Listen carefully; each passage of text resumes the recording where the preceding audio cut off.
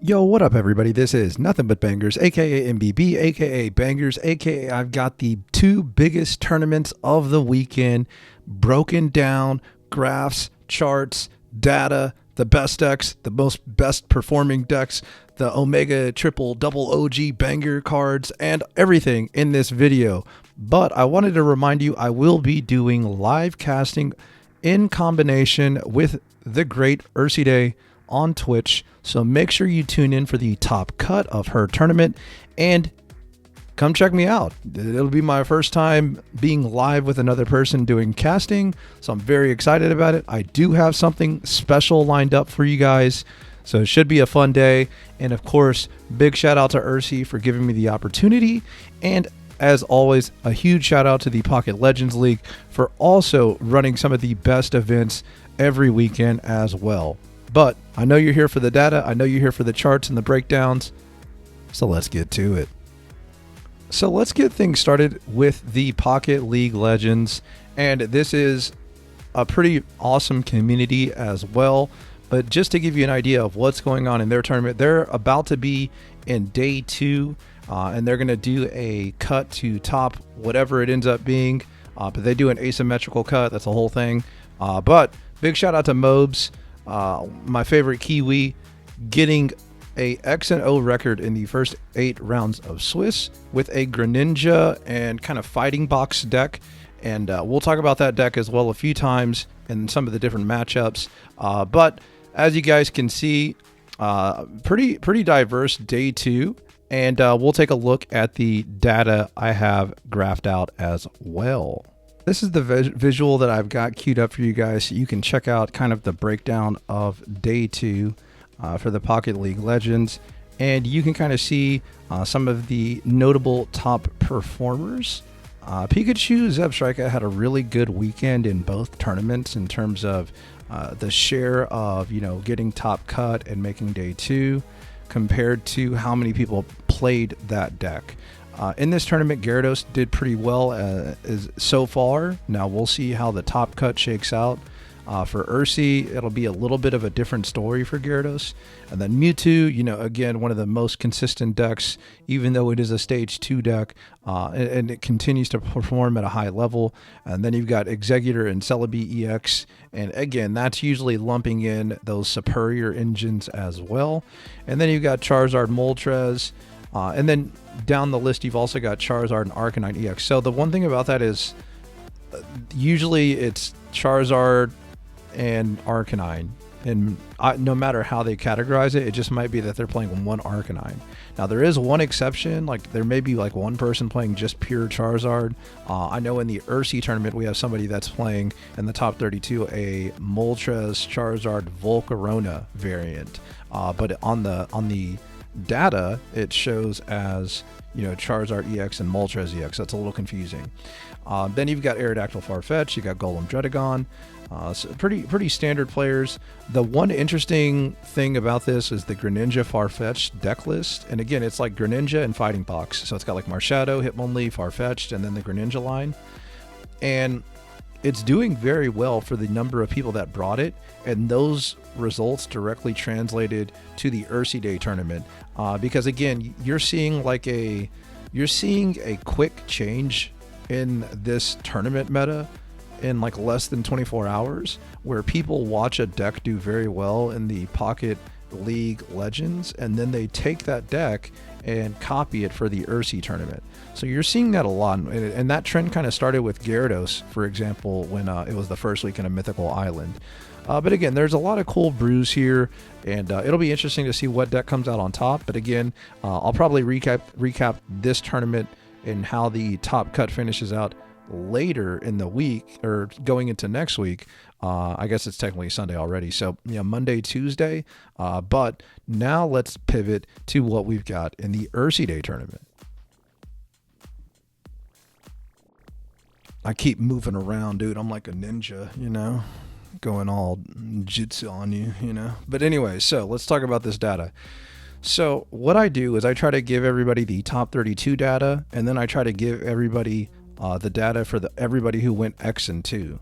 But let's start with the breakdown of the top 32, because again, this is the tournament that I will be casting, and I will be giving my picks for the top 32 matchups also in this video, so stay tuned. But starting with the most, popular deck in the top cut, it's going to be Pikachu Zebstrika. Then you got Mewtwo Gardevoir, and remember that's 7 Pikachus. There's 6 Mewtwo Gardevoirs. There's 4 Arcazards, 4 Aerodactyl Primate, 4 Executor Celebi Superior decks. Only 2 Gyarados Greninja, despite being 16% of the meta. That's pretty crazy. That it's just getting countered so hard by Hitmonlee and Zebstrika. That's pretty nuts. And then you got Aerodactyl Farfetch'd, you've got Articuno Greninja, you've got Pikachu Raichu, you've got Greninja and Farfetch'd, which is Grinduck, that's what I labeled it as, and then Charizard and Volcarona.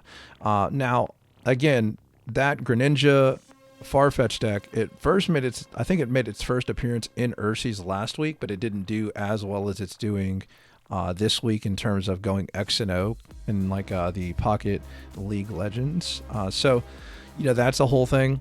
But looking at the decks that just went X and 2, there was 11 additional Pikachu Zebstrika decks that went X and 2. There were 4 additional Executor Celebi Superior decks, and then there was 1 just Superior Celebi variant. You had 2 Greninja Mew decks, 9 Mewtwo Gardevoir decks. There was a deck that had 1 Pikachu EX, and then it played Zapdos and Raichu. 9 Gyarados Greninjas. So you can kind of see a lot of them bubbled. Right, they kind of bubbled and just kind of bubble burst on them, right? Arcazard, there were 3 Arcazards, 1 Pikachu Raichu, 1 Articuno Greninja, 1 Tentacruel Hypno, so that's like all the status effects, and then 1 Starmie Gyarados Vaporeon. And the reason why I give you those X2 is because if you go X2 in a tournament like that, that's still really solid. And, some people may find a way to build upon that success and maybe take a look at those deck lists and do something with them in another tournament. Okay, so that's the reason why I'm kind of highlighting those. And again, when you take a look at the highest performing decks in terms of transitioning to top cuts, Pikachu did a great job, only being 10%, but almost 22% of the top cut. That's a really good conversion rate.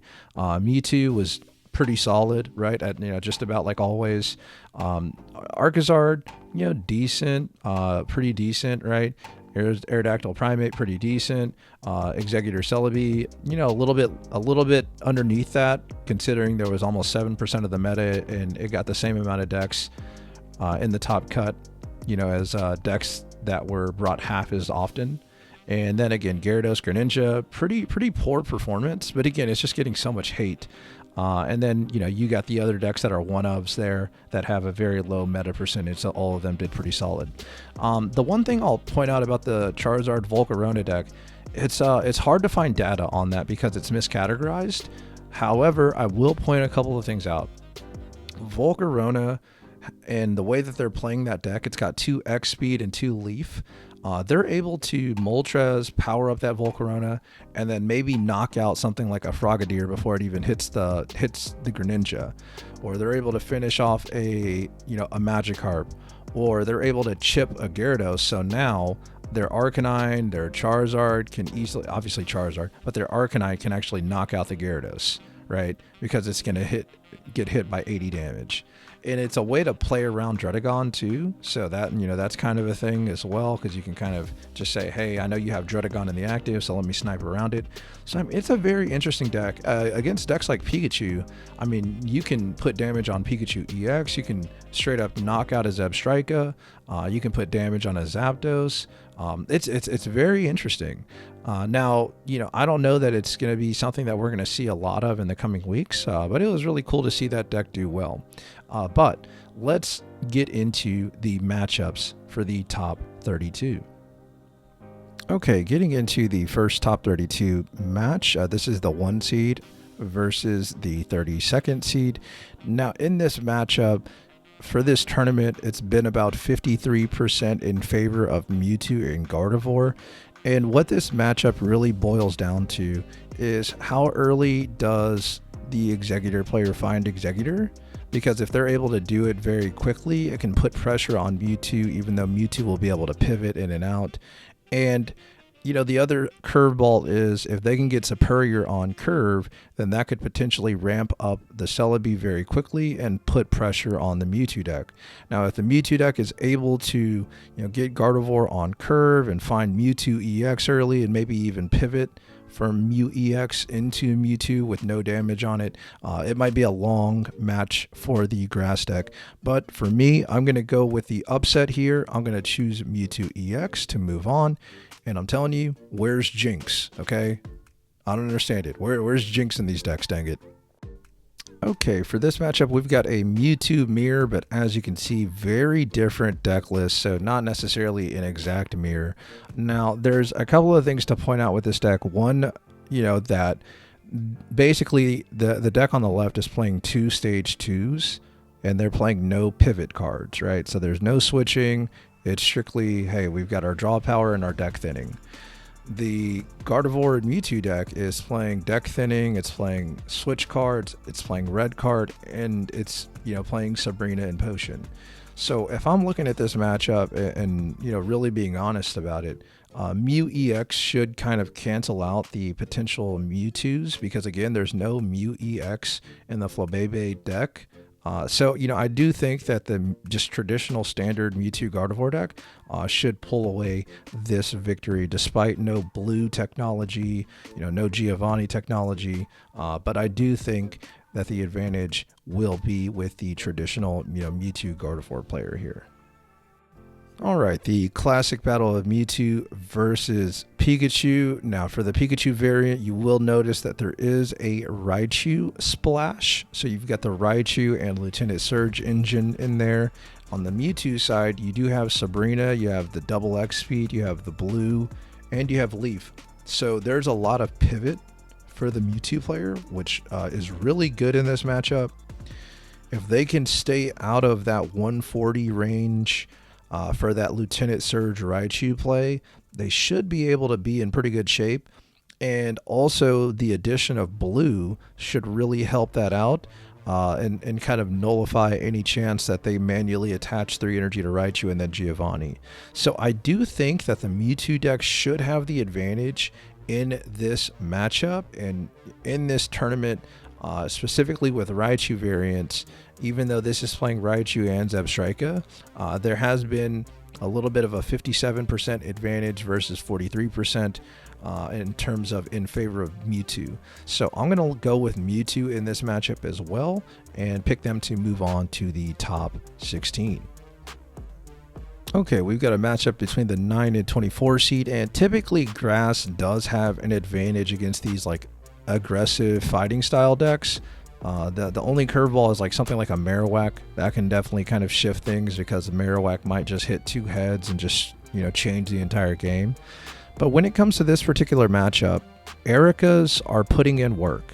And when you also look at the fact that not only are they playing Erica, they're playing 2 Potion, that's specifically really good in this matchup. Now, there's also the potential for Aerodactyl to put in some work for the fighting deck, and there's also double Sabrina, double Giovanni, which can make a lot of damage right or put the right matchups. But when I look at this matchup, it's just hard not to pick the grass deck that has a potential of 140 hill, and that's a lot of hill throughout the span of a game. And on top of that, the pivoting that it can do. The one thing that I would also point out about this deck that's maybe a little sus is the lack of pivot, right? There's no X speed, there's no leaf in the grass deck, and that may play a factor if they're not able to find a superior very early, or if the superior gets knocked out before it gets going. But again, with all that being said, I'm going to take the grass deck in this matchup to move on to top 16. So here is the spicy Volcarona list that I alluded to earlier. And again, a couple of things to point out here. Let's just talk about the ability that the fire deck has to pivot 2 leaf and 2 X speed. That really helps it get in and out of the active spot and pivot, into Moltres, pivot out of Moltres, and then maybe pivot back into Moltres. So that way it can charge some more energies up. However, Pikachu EX may be able to put that Moltres on a clock and really, speed up the game a little bit. The other interactions to look for here are Volcarona being able to snipe, everything except Zapdos and Pikachu in one shot. And then, if it's able to do that, well, Charizard can just be the finisher, right? So there might be a way that this game goes, Moltres to start, they power up a Volcarona, they switch into Volcarona, they knock out something on the bench. And then as, the Pikachu player takes 2 turns to KO the Volcarona because of that bulk, they may be able to find a Charizard and continue powering it up and basically using Charizard to knock out the last 2 prizes, by knocking out a Pikachu EX or a Zapdos EX. So there is a game plan for this Volcarona deck to go ahead and win this matchup.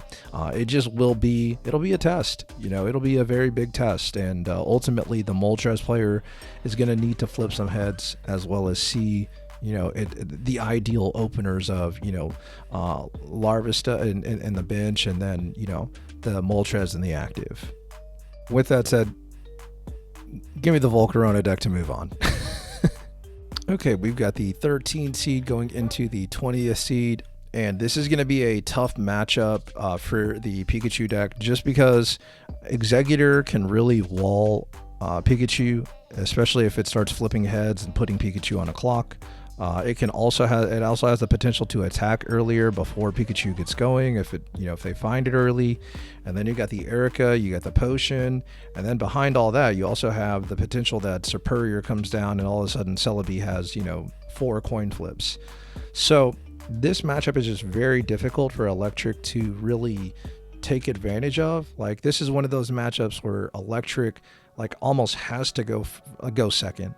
And it has to open up, very well with Pikachu and the max bench. And then, it probably even needs, ideally, something to take damage the first turn, like a Zapdos EX, and then, attached to Pikachu. And then after that, on their second turn, attach another energy to Pikachu and then X speed out. So that way their Pikachu comes in fresh of damage. That's probably the best case scenario for the Pikachu player. And then stuff like Potion can kind of put them out of range of, Exeggutor potentially two hit KOing it. So there's a lot of different, moves that can happen, but, Pikachu has to have a lot of things go right, in my opinion, for this matchup to really be in its favor. Because of all those factors that it needs, I'm going to go with the Grass player in the Grass deck to move on to the top 16. Worth noting that in this tournament, it seems to be 65% in favor of the Exeggutor and Serebii and Superior deck, as opposed to the Pikachu and Zebstrika deck. So something to keep in mind there.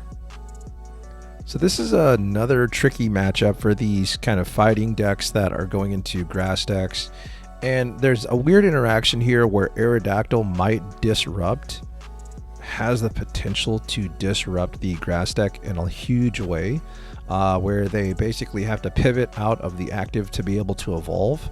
And that could be really difficult, especially if the Grass player opens up with just Exeggutor or Execute, and then has to pivot it out to evolve it to Executor and risk, their Snivy being damaged. Another thing that may come up in this matchup, and this is a big thing, okay? This is one of those nitpicky details that makes you lose games. You'll notice that they're playing the promo Snivy, right? The promo Snivy only has 60 HP, which means Hitmonlee might two-shot it if it's not able to evolve, or it might force the Grass player to use an early heal. So again, I am not a fan of, oh man, I get to deal 20 damage with my Snivy. Well, dude, that's probably worse than the potential for your Snivy to get sniped while it's on the bench. You know what I'm saying? So again, when I look at this matchup, Primeape is a little scary if Aerodactyl is able to block that Execute evolving. There's also the Giovanni in Primeape that can knock out the Snivy. There's just so many things that can go wrong in this matchup, even though Serebii, Exeggutor, and Superior is supposed to have a little bit of an advantage here, being able to heal and have these tanky Pokemon. But with all that said, I do think, this is a tough one. Before I went through the deck list and made my picks, I was leaning in the Executor deck, but seeing the choices that the card choices, I'm going to go with the fighting deck. So give me the fighting deck to move on, and I'll have to update that on my Google Sheet. Okay, we've got a Pikachu deck going into a Arcazard deck, and the matchup data does lean in favor of the Pikachu Zebstrika deck. I believe it's 59% to 41% in favor of Pikachu. So there is a potential that Pikachu, apparently has, a pretty solid matchup into this. And there could be a lot of reasons for that, but the big curveball here is, how early will Arcanine show up, if it shows up at all? And then can Charizard, do a really good job of coming down on curve and getting some ramp with Moltres? Mew EX doesn't really do anything in this matchup except absorb damage.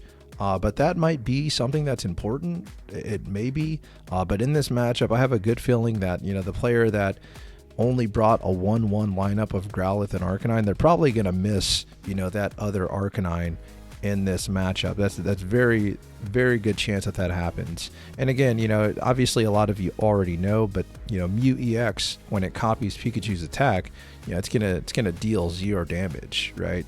Because the player that's using Mew EX doesn't have any electric types. So again, just looking at this matchup, double Sabrina for the Pikachu player. They got the potion. I mean, that's just a standard. They got the standard deck list pretty much. The only other thing that I would say is pretty interesting about the Pikachu deck is the fact that they're playing X Speed and Leaf. But again, when I look at this matchup, the numbers say Pikachu. Yeah, I guess I'll go with Pikachu. That's another pick that I'm changing. So give me Pikachu to go ahead and move on. Okay, so we've got a pretty interesting matchup here. This is going to be a Arcazard deck going into a Greninja with like some fighting tech in it. This is that Greninja Farfetch'd fighting deck that I was talking about in another part of the video. And, so the numbers are saying that this is 66% in favor of the Arcazard deck. And what's really fascinating to me about this matchup is that, again, the Greninja deck's not playing any water energy. So the Greninja is literally just there to snipe things. So, when I look at this, there's a huge damage cap that this fighting deck has with Greninja. At max, it's going to deal, 100 damage with Marshadow, potentially 10 more with Giovanni, and then 20 with Greninja. And that's if everything goes right. Whereas when I look at the Arcazard deck, I mean, Arcanine just kind of takes care of everything. And sure, there's the potential that Marshadow Revenge deals damage to it, but then they're going to need Greninja or Hitmonlee to finish it off. And, again, like they just kind of need a lot of things to be exactly on curve or to be exactly when they need it. And, the chances of that are pretty high, in some cases. But, Farfetch'd might be able to put pressure on the Moltres pretty early, and then, they might be able to build up a Marshadow while evolving into Greninja. That's definitely a thing that might happen. Charizard is going to be very difficult to knock out if it hits the board, so there's that. And then the Arcazard player decided to bring Giovanni, so that might end up playing a factor in making some damage right. Moltres might end up swinging for 70 damage plus 10 for Giovanni and knocking out a Marshadow or a Hitmonlee, right? So there's a lot of different things that could happen. There's also the fact that Charizard's 3 energy attack could knock out a Farfetch'd. So, there's just a lot of moving parts, and it's hard for me to not go with the Arcazard deck here. So I'm going to choose the Arcazard deck to move on to the top 16. I mean, how funny is this? It's literally the exact deck going up against that. Like, I'm not making this up. This is the exact deck mirror match. I mean, like, I don't know. This is the first time I've seen this happen on my channel. And I'm sure it happens, in other tournaments too. But in the top cut, they made top cut day 2, and they have a mirror match. That's your reward. Impossible to really know who wins this. Don't really know too much about the individual players and how well they know the mirror match. You know, it's a coin flip. It really is. I mean, there's no way to really pick a winner. I mean, you could just flip a heads or flip a coin and figure out, you know, who you want to pick. I'll go with random ways just because I see them in the Discord. But yeah, I mean, very strange, right? Just a straight up mirror match. Okay, we've got Ursiday going up against Pikachu Zebstrika, and we've seen this kind of already talked about earlier in the tournament. We've seen this matchup. However, in this matchup, you're going to see similar 1-1, one Arcanine, one Growlithe, and then there's no Mew EX in this deck. So it does have that kind of going for it in this particular matchup. When you take a look at the Pikachu deck, I mean, the Pikachu deck is pretty standard. It's got the 3 pivot cards with 2 X-Speed, 1 Leaf, 1 Potion, double Sabrina, 1 Giovanni. You know, I mean, again, the numbers say that, you know, Pikachu should be able to win this, and, you know, it's hard for me to disagree as much as I do enjoy a good Ursiday deck. So let me go with Pikachu Zebstrika to move on. And, you know, again, it is going to come down to, you know, hey, does the Ursiday player find Arcanine like really early, or do they find Charizard on curve? Because if they're able to do that, then, you know, all bets are off pretty much, right? So we'll see. And again, 2 Sabrinas against Pikachu, you know, may not do too much, honestly, with all the pivot that the Pikachu player is playing as well. Oof. Now this one stinks. You got 2 kind of rogue anti-meta decks that get paired into each other. And let's talk about these card choices for a second. So you've got Fossil base Aerodactyl, right? You got the Genetic Apex Aerodactyl, and then you got the Aerodactyl EX. Then you've got double Farfetch, double Marshadow, and double Hitmonlee. So, you know, obviously they're going to be able to attack, you know, you would assume pretty early in the game.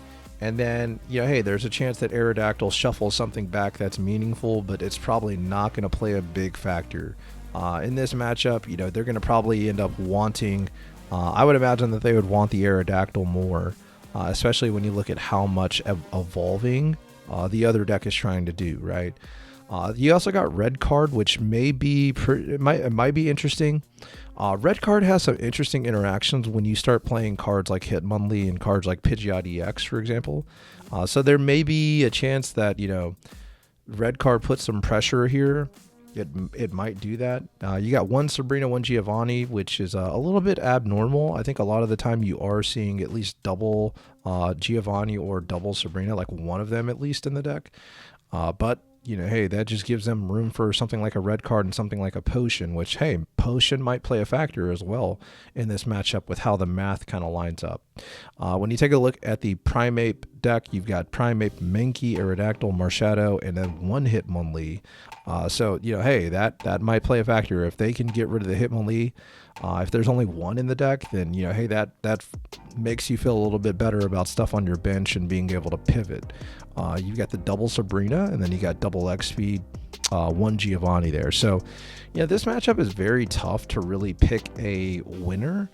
But, you know, when I look at these 2 decks, I mean, it feels like a coin toss. The numbers say that Aerodactyl Primeape, the deck on the right, has a bit of an advantage at 57% versus 43%. So I'll just go with the numbers, and I will take the Aerodactyl Primeape deck to move on to the top 16. So this is probably the most lopsided numbers match, you know, again, from the analytics perspective that you will see. I guess there might be one more matchup that's slightly more lopsided. However, it has way less data. But in this matchup, I mean, Gyarados is favored 71% to 29%. If you're picking Mewtwo in this matchup, you're gambling, you know, strictly gambling, right? It's hard to really say that Mewtwo has a shot, especially when they don't have really any one prizers to kind of send out and potentially soften a Gyarados here. I mean, like, everything that they send out is pretty much going to be 2 points, or it's going to lose them the game. And, you know, I just look at this matchup, and I think it's very tough for Mewtwo, especially if they're not, like, you know, bringing stuff like a Jinx. But again, two Sabrinas, that could get you there potentially in the late game. It could finish the Gyarados player off. But, you know, give me Gyarados to win this, and, you know, I won't lose any sleep about picking Gyarados to win a Mewtwo matchup. Okay, so we've got Aerodactyl Primate deck again going into an Archizard variant, and you'll notice that this Archizard variant is packing the double Growlithe, double Arcanine. Huge thumbs up to that. That's what I would roll with. A lot of bulk on that lineup. When you take a look at the fighting deck, you do see blue Giovanni and double Sabrina, which is pretty good techs in a lot of matchups. Unfortunately, I don't think blue is going to matter at all in this matchup. I think either Charizard's knocking everything out, or Arcanine is knocking everything out. I mean, there's the potential that your Aerodactyl survives, but I mean, it was already surviving Arcanine most likely anyways, unless it got chipped. So that's just kind of a dead card in a lot of scenarios. But again, I think the bulk is the biggest problem that these fighting decks have when they go into decks like Charizard, Archizard, and the grass decks. When you can heal or just have 190 HP or 180 HP, that's a lot to get through, right? Especially when you start factoring in the potential for the fire decks and the grass decks to pivot out of the active spot before you're able to knock them out. And it's not like the fighting deck has a lot of sniping. It only has the one hit only, so that may play a factor as well. But give me Archizard to move on to the top 16. Okay, got the classic Mewtwo Pikachu matchup. Now this one's a little spicy just because the Mewtwo player is bringing a budding Expeditioner, which is kind of fascinating when you think about it. Like it's a supporter card that only has one target in the entire deck, and there's a chance that you don't even see the target. But in this particular matchup, it might be really huge that they pick up the Mew EX after absorbing damage from a Pikachu hit, and then pivot into Mewtwo and start chipping away at the Mewtwo or knocking it out. So that's very, very big. When I take a look at the rest of the deck, it's pretty standard for the Mewtwo deck, right? You got double Slab, double Pokeball, you got the double X Speed, you got the one Giovanni, the one Sabrina, so definitely can do a lot of things. When I take a look at the Pikachu deck, one Zapdos, one Electabuzz is probably the spiciest thing, but outside of that, it's pretty standard. No Leaf, just two X Speeds, two Potions, two Sabrinas, so they're going to be able to, potentially snipe that Kirlia, that Ralts, so hopefully the Mewtwo player, if they're trying to win, ends up having multiple bench Pokemon to kind of protect themselves against that. But in this matchup, Mewtwo tends to be favored, and I'm not going to shy away from picking the favored deck there. 53%, not favored by much, still technically like really, really close. But you know what? Give me the Mewtwo player to move on to the top 16. All right, here we go. So we got a pretty interesting matchup here. First of all, the Gyarados deck is playing Chateau, so that's a whole nother thing. That's definitely something that you don't see very often. It is playing the 2-2-2 lineup of Greninja. It's playing one Druddigon as opposed to two, so that's where it got the spot for the Chateau. And then 2 and 2 in the Gyarados line. Let's take a look at this Articuno Greninja deck really quickly. It's got two of the Greninja line, two Articuno, and then you got double Misty, one Sabrina, one Giovanni, double Potion, one X Speed, one Leaf. But the biggest thing that I would point out about this matchup is it's surprisingly 83% in favor of the Articuno Greninja deck. Now, that's crazy. I know some people are going to freak out about that. I think one of the biggest reasons why that's the case is that there's the potential for the Articuno Greninja deck just to start putting pressure immediately and potentially knock out Magikarp before it gets evolved. If it's not able to evolve as soon as it can the first turn. And when you also take a look at the fact that, hey, Articuno and Misty have the chance to high roll and just really start to put a clock on you, where even if you do find Gyarados, you may not have the energy that you need unless you get lucky with a Misty. So this matchup, I think last week I ended up picking the Gyarados Greninja variant over this kind of deck from last week, but this week, you know what, give me the Articuno Greninja deck to move on to the top 16, and that rounds out my picks for the top 32. Now, what deck do I think is going to win the tournament? This is a really interesting tournament. I think it's pretty wide open. I think that the way that the pairings look, there's a chance that Volcarona could make a nice little run. It might end up, if it can get past Pikachu in that first match, it might get two other grass decks. I mean, it could get two other grass decks and coast to a top 8 placement, could even get to top 4. So there's that. And then, when you take a look at some of the other decks, I mean, look, Archizard, very tough to beat, but it's going to end up coming up against these Gyarados decks, or a Gyarados deck potentially, maybe even 2. And also when you take a look at where the other Archizards are in the bracket, they're gonna have to find a way to get through that Greninja Farfetch deck. They're gonna have to figure out a way to get through that Pikachu Zebstrika matchup. So I mean, this is gonna be a very interesting tournament. And if I had to pick one deck,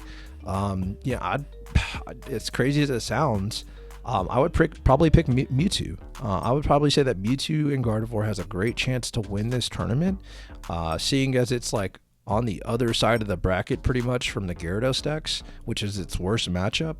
And there's a chance that the Gyarados decks get knocked out by other decks, right? So yeah, give me. I'd put my wagers on Mewtwo, Gardevoir to win this entire event. Now, again, just want to reiterate, I will be casting with Ursi on her Twitch, so definitely tune in. I hope to see you guys there, and I can't wait to see the results of the Pocket League Legends as well as the Ursiday Weekly Tournament. Very excited about this, and again, thank you for letting me be background noise. Maybe it was entertainment, maybe you learned something, but as always, I appreciate you for tuning in. I hope to catch you later in the next one, and until next time, peace.